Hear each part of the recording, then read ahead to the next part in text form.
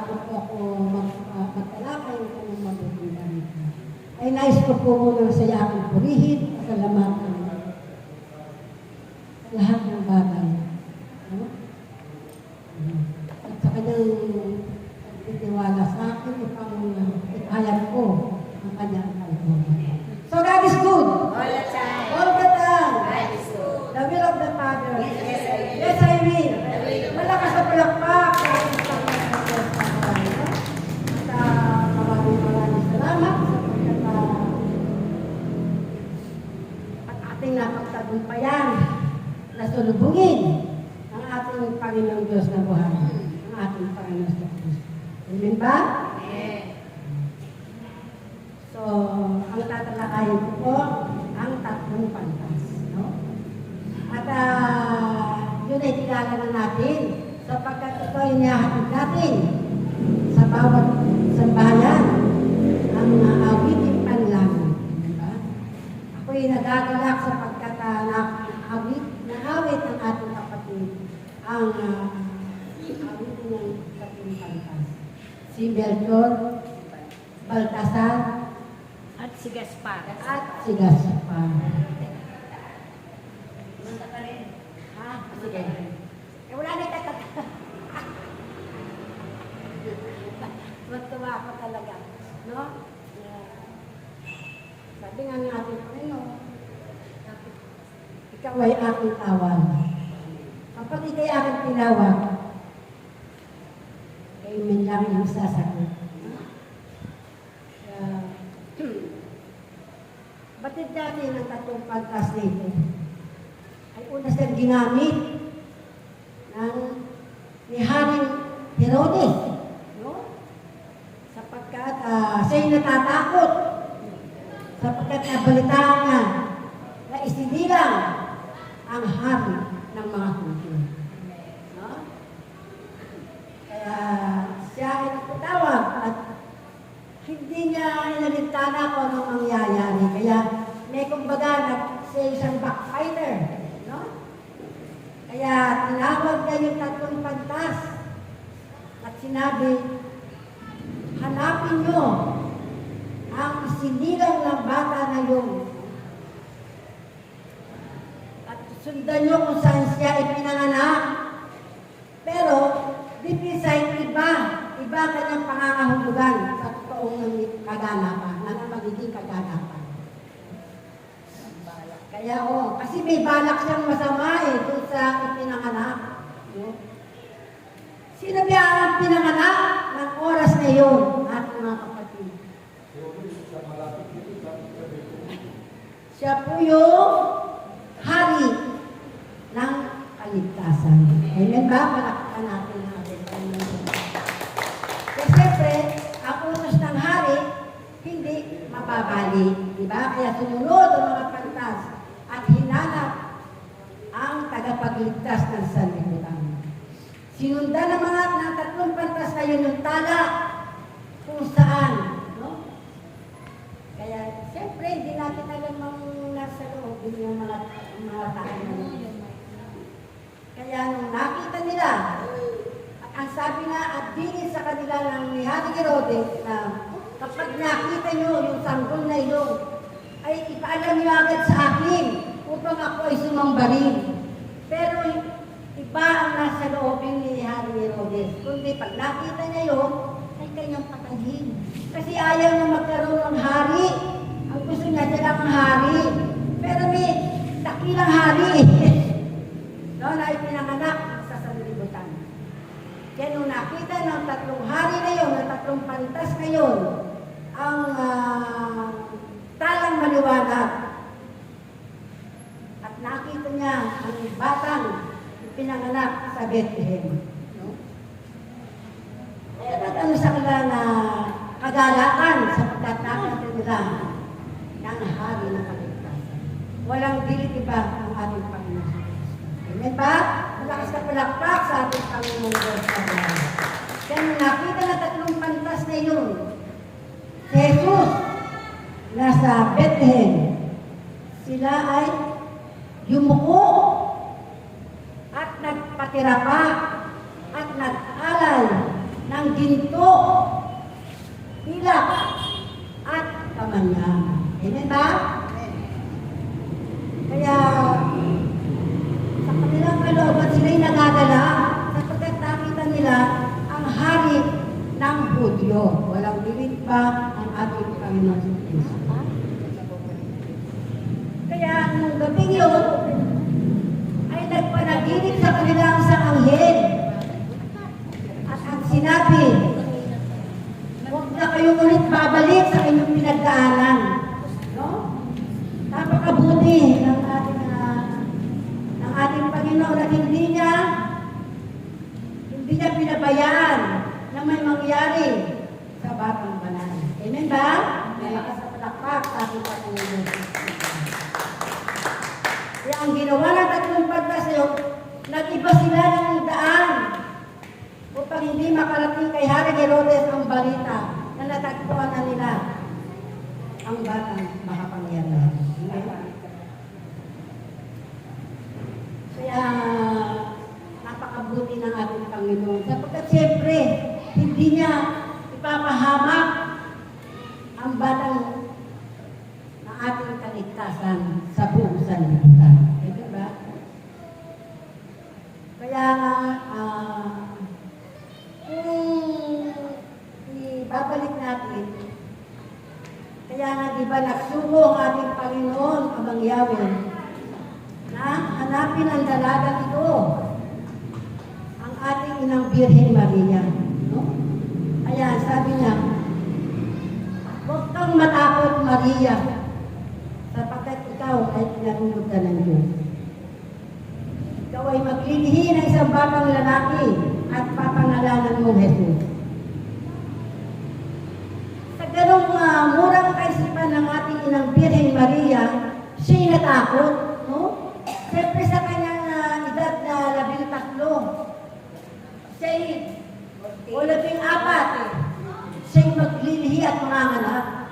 Kaya sabi niya, paano mangyayari yun?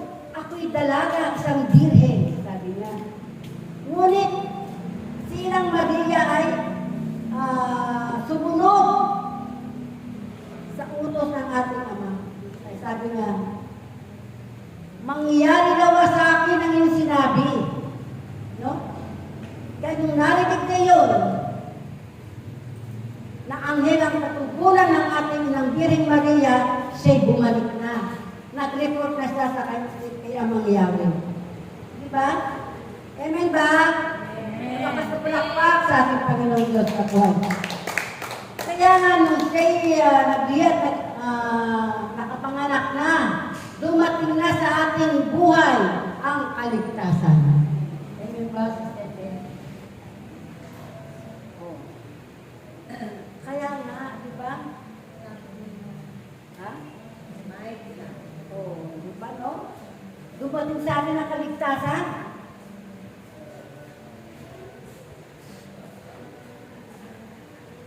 Kaya nga napakabuti ng ating Panginoon, ano? Sapagkat tayo ay kanyang pinili upang mailigtas, hindi upang mapahamak. Tayo lamang po ang nagbibigay ng kapakanan sa ating mga sarili. Kaya ang ginawa,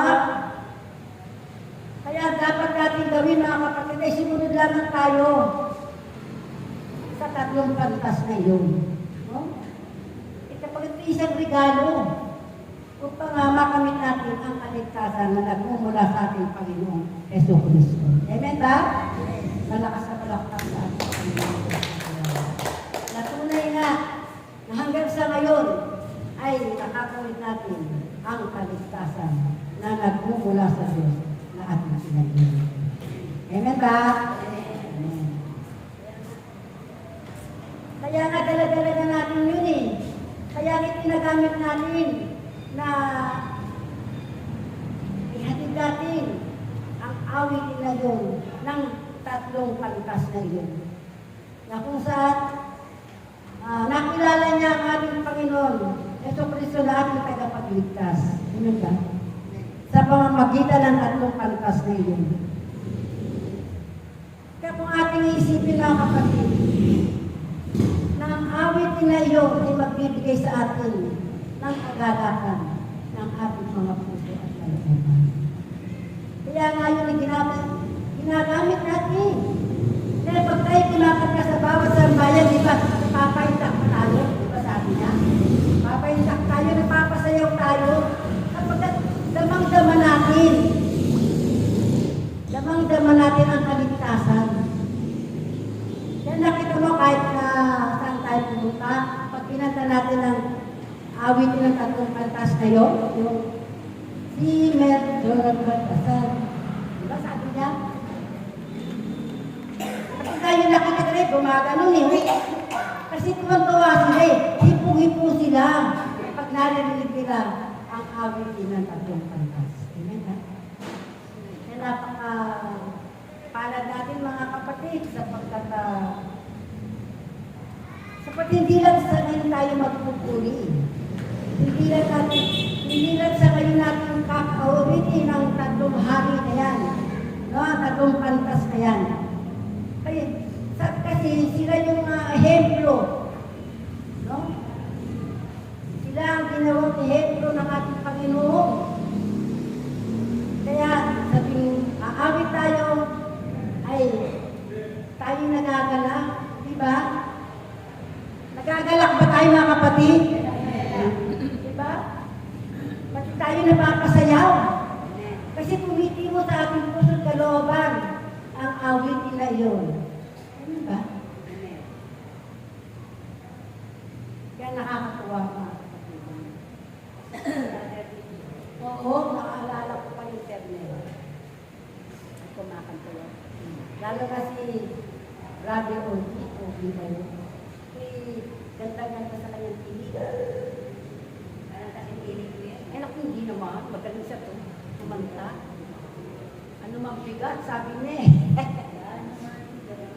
Wala naman daw kabigat. Ang ating pinapatan sa ating mga buhay ay hindi at kaanin ng ating Panginoon Kristo. Kapag ito ay sunod sa kanyang kalooban, walang hirap tayong mapagdadaanan. Unos man ito o pagsubok sa ating mga buhay, sigurado, pag ito ay sumunod sa kalooban ng ating Panginoon, ito ay kanyang pagkakaanin. Amen ba? Malakas na palakpak sa ating Panginoon Diyos na buhay. Kaya nga tayo po ay mayroong pagsubok. Magpasalamat tayo mga kapatid kung tayo ay may pagsubok sa ating mga buhay. Bakit? Kasi doon tayo tinitiling ng ating Panginoon. No? Upang tayo ay lumakas, manalig, magtiwala at sumampalataya sa Kanya. Sapagkat sabi niya, ang lahat ng sumusunod sa aking kalooban, kailanman ay hindi magdaranas ng kahirapan. Amen ba? Amen. Malakas na palakpak sa ating Panginoon Diyos. Kung na yun, mga kapatid, ano? Sa ating lumang buhay, kung tutuusin, walang kabuhay-buhay. Amen ba? Ngunit nang tayo po ay sumunod sa kalooban ng ating Panginoon, ang buhay na walang kabuhay-buhay, ngayon ay may buhay na. Buhay na buhay na. Buhay na buhay na. Amen ba? Sabi nga, hindi ito ang kayo ay nag-uumpisa pa lamang. Malayo pa ang ating lakbayin, mga kapatid. No? Malayo pa ang ating pagdadaanan. Ngunit, sa ating pagdaraanan na yan, nakasama ang ating Panginoon Kristo, ito ay pag-agaan. Naniniwala ba kayo? Walang mahirap eh, kung tayo po ay sumusunod. Pero kung tayo po ay magpapasuway, siyempre, mararamdaman natin ang kahirapan. Tandaan natin mga kapatid, kung tayo sumusunod, kung tayo man ay may kahilingan, tumingalanan tayo sa langit. Lord, samahan mo po ako. Lagi tayong hihingi sa itaas, sapagkat nandun lang sa itaas ang ating tagapatnubay. Ganun ba? Naniniwala ba kayo? Totoo yun. Kasi, tinuro na tayo ng ating Panginoon kung paano ibig. Kung paano tayo magmahal sa ating kapwa. Kung paano tayo magkaroon ng kababaang loob. Diba? At yung mga ganong bagay, ito ang ating sandata sa ating paglalakbay. Amen ba? Malakas na palakpak sa ating Panginoon Diyos na Tuhan. Kaya nga ako, meron po akong share sa inyo. Kasi naramdaman ko na ako nga ay umiibig na sa Diyos. Bakit? Nung last week lang, ako'y binigyan ni Sister Mel ng 50 pesos. Idagdag ko raw sa pamasahe. No? Kung hindi mo naman tatanggapin, paano mo pagpapalaya sa Sister Mel? Tanggapin mo kasi ito'y biyaya na nagmumula sa Diyos. Sapagkat ibinigay din ng Diyos kay Sister Mel. Amen ba? At ngayon sa aking pag-uwi, meron ako isang lalaking nadatnan sa kanto ng Patacola, sa bayan. Basa na yung tao na yun. No? Basa na. Bakit wala ko bang nagdadaan na sasakyan? Nanay, meron na, dalawa. Sabi niya, oh, bakit hindi ka pa sumakay? Kasi po wala akong pera, wala akong pamasahe. Hindi ako sinabuda ng aming kontrakto. Ha? Eh, bakit hindi ka nagsabi ng totoo sa konduktor, hindi ka naman pabababae, basta nagsasabi ka ng katotohanan. Amen ba? Kaya ang ginawa ko, sabi nga, share your blessing. Diba? Na-share ko yun mga kapatid. O halika na, sumabay ka na sa akin. Saan ka ba papunta? Sa Muson. Sabi niya. O kapal ka, halika. O balik natin dalawa. Ngayon, kulang pa, mag-uusap ka na sa konduktor. Kasi hindi ko naman kaya sagutin yung pamatahe papuntang Muson. Diba? Ngayon, sinusuklan ako, o sa'yo na, idagdag mo na. Diba? Yun eh. Kasi yung mga pagpapala na yun na nagbumula sa Diyos, ay kaya na natin i-share sa ating mga kapwa eh. Kaya yung i-share sa atin, ni Sister Mel ay na-share ko rin. Diba? Kaya sa taba ng puso, nakakataba talaga ng puso. Kaya sabi nga ng ating Panginoon, siya ay mapagbigay. Hindi siya maramot. Diba? Matuto kayo magbigay sa inyong mga kapwa. Sapagkat kung hindi nyo man maibalik ito, sino ang magbabalik? Hindi ba ang ating Panginoon sa Kristo? Oh, kaya napakabuti. Mabuti na ating mga kapatid ang ating natutunan, no? Kaya sabi niya, ang wala lumapit lamang sa Diyos at ang Diyos ang magbibigay. Yun totoo lang, kapag kayo nangangailangan, saan kayo humihingi? Hindi ba sa Diyos? Lord, bahala ka na. Wala akong pambayad sa kuryente, sa tubig, sa bahay. No? Ako ginagawa ko yun eh. Ginagawa ko yun doon. Paano ba ito? Wala akong pambayad ng bahay. Pero, dumating ang pagpapala na nagmumula sa Diyos at ako'y nagkaroon. Nabayaran ko na ang 2 buwang kong pagkakautang.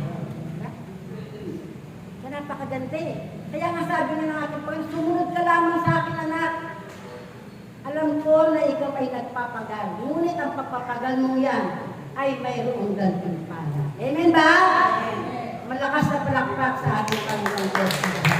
So maraming salamat po, Sister Mel, sa inyong kabutihan na ako'y nag-ibigyan. Kasi kailangan. Ako isang buhay na patotoo, Sister Mel. At yun ay na-share ko naman sa tao. Hindi ko lang makita, tinitingnan ko. O sige na anak. O sige, God bless you na lang ha. Kasi iba yung dadaanan ko sa dadaanan mo. Kaya sabi ko nga, kahit na ako ibaba. Huwag lang sa babaan na hindi ko alam. Hindi ka ako makakauwi sa aking tahanan. Ba't ako ibababa nila ako sa malaria? Eh, hindi ko man alam yung malaria. Eh, alam ko lang sapang alat. Kasi doon ako bumaba sa sapang alat. O Although pagdating ko sa Sapang Alat, ako'y naglalakad pa papuntang Looban. Kasi Looban ang bahay natin. O, kasi Sapang Alat. Sapang Alat. Kaya minsan nga, nagbibiro sila. Nanay, marami bang asin sa bahay mo? Bakit? Ang alat-alat ata, sabi niya. Hindi, ewan ko siguro yun may alamat, kaya naging Sapang Alat. Pagdating man sa pangarap, ang dami daw nakakarap. Siguro nga, hindi ko alam ako ito. Baka yung isang alamat. Sabi ko nga, napakabuti ng ating pamilya. Kaya nga minsan, katulad nung hindi ako sa mundo, ako'y ibinaba naman sa SM Interview. Sa SM Interview naman ako bumaba. Sige lang, kasi nga hindi ko nakakadaan yung sasakyan namin papunta. Kasi nga umuulit ako sila. Kaysa naman sa maligaw ako, bumaba ako ng SM noon. Kasi meron yung weekly, Sapang Palay, di ba? Napakabuti ng ating Panginoon. Although, Saan ka sumasakay? ginabi na ako. Sapang Palay. Ha? Saan ka sumasakay? Sapang Palay. Oo, Sapang Palay, Palmero, dadaan doon. Pero nga, dahil nga sa traffic, no? Eh, hindi nga. Ha? Oo, cutting trip sila. Yan, nagkakagod. Kaya maliligaw ka nga. Nasabi ko, di bali na, dito na lang ako. Oo. Sabi ko, di bali na, pag nakita ko yung Palmero, Vicky, Sapang Palay, sasakay na ako kasi dadaan yun. Kaya lang itong sinasakay namin na puting van, ay umiikot na. Di lalo yung maliligaw na ako. Hindi naman dadaan doon. Di lalo na magkakabit. Nasubukan ko yan, pinabababa ako. No? Kasi nga hindi dadaan. Bakit ka ako, kuya? Pabababain mo ko. Kasi nga hindi kami dadaan doon. Sabi niya, no? Ay, sabi, ba't mo kusina ka? Hindi pala kayo dadaan doon. Nagtanong ka pa. Ay, nagtanong nga po ko. Sa pangalat po, kuya, oo, sabi niya, dadaan. Sumakaya ko, kampante na akong dahil nakasakay. Maya-maya na, hindi na makadaan, sabi sa akin, Nay, bumaba ka na lang dito. Bakit? Sabi ko, bakit ako bababa? Ang layo ko pa. Kasi yun, hindi na kami makadaan. Iikot na kami. Di nag-usap yung driver at saka yung doktor. Akala nila, oo, kailangan ko, pero hindi sa ganung paraan. Yaran na ng 500 yan, sabi. Para bumaba na siya. Bayad ka pa. Ha? Nagbayad ka. Hindi ako pumayag kapatid. Hindi ka nagbayad? Hindi. Binabayaran ako ng 500, bumaba lang ako. Oo. Ang sabi ko, hindi po kuya, hindi ko pa alam ang bababa ako, madilim pa, ulan pa. Kuya, senior ako kuya. Mawala ako dyan. O, paano na? Tapos sabi ko, tagtagod, 700 na. O, di 700, tubog-tubo na ako. Pero hindi ko nga alam yung dadaanan ko gabi. Sana grab ka na lang. Hindi na po pwede yung terminal kasi nga gabi na, traffic ko ulang pa. Kaya sabi ko, napakabuti ng ating Panginoon sapagkat hindi kanya papabayaan sa oras ng iyong pangangailangan. Amen ba? Malakas ang palakpak sa ating Panginoon Diyos sa God. May kilos ng masamang espiritu eh. Takda, sa meeting ako, pero ako'y mukhang pera at malapit na lang ang aking bababaan. Gagrabi ko yun, 700 yan. Pero hindi. Siyempre, paninindigan ko. Kung ano yung sinabi ko hindi pwede, hindi pwede. Diba? Kahit 1,000 ka mo. Kahit 1,000, hindi. Isang naging tarantado dito. Kahit yun. Sabi ko kuya, kung ikaw bibigyan ko ng ganun, bababa ka? Siyempre, hindi pala eh. Ba't ako pinabababa mo? Senior ako. Huwag naman kuya. Kasi inaano lang, napakatanggapin ko, 700. Malayo pa pala. Ha? Malayo eh. Wala pa sa SM? Lumagpas naman nun ng konti, pero maulan po, Brad, maulan. Iaan ko pa yung gagrab ko pa yung 700, mabasa ako, magkasakit pa ako. Wala pa sa SM? Yo, kaya sabi ko, sige na, sabi ng mga pasahero, hindi po. Sakripisyo ako, magsakripisyo tayo na. Sabi ng mga, ba hindi po ganun. Kaya sabi ko ano sa kanila. O di bumaba ka na. Hindi ako bumaba ah. Kaya nga nagalit sa akin. Driver siya akong doktor eh. Star Plan, 1,000. Ha? 1,000. Kahit nagawin mo 5,000. Ako, sinasabi ko kapatid, kailangan Nasabi mo na yan. Hindi ako hipokrita na hindi ko kailangan ng pera. Pero, I am not after the money. May sarili akong paninindigan. No? Di ba kasi biyaya mo yun? Time mo. 5. Tayo na raw. Kaso maliligaw ko nga. Maliligaw nga ako, yun po ang punto eh. Hindi siya na alam malilim. Hindi, wala kang sasakyan dahil kuluhan. Yun yun, mga kapatid. So, nakuha ba natin ang punto? Kahit na kailangan ng pera mo, pera. Kahit na. Salamat siguro kung kayo doon. Kahit na ako may pera, sasabihin mo sa akin ano? Ay, nagpupili na. Hindi ko nagtatanong lang na may pera ako. Sayang yung 700 eh. Pero hindi eh. Ibababa ko yung ano ko, dignidad ko. No way. Talaga. Nagpili na. Kaya nga sabi ko, ang mangyari. Bahala ka na po sa akin. Gabi na po ako. Umuulan pa. Hindi ko na nga makita yung daan dahil sa ulan eh. Di ba? Pero sumasandig ako sa ating Panginoon na hindi niya ako pababayaan sa mga oras. Di ba? Nakapakabuti ba natin, Panginoon? Amen. Malakas na palakpak sa ating Panginoon. Kaya ko na makinaw.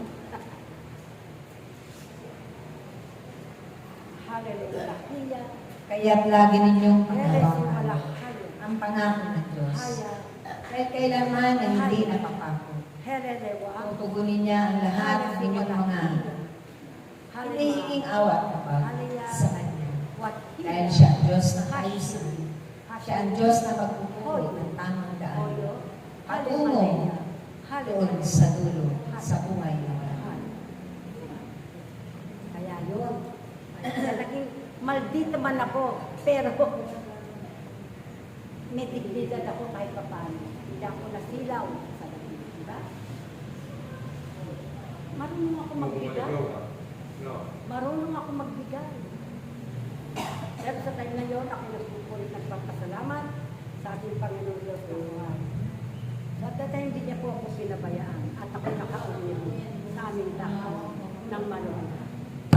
Kaya, tanda natin mga kapatid, panghawakan natin ang pangako ng Diyos at hindi niya tayo pababayaan. So yun lamang po at God bless us. Amen. Okay.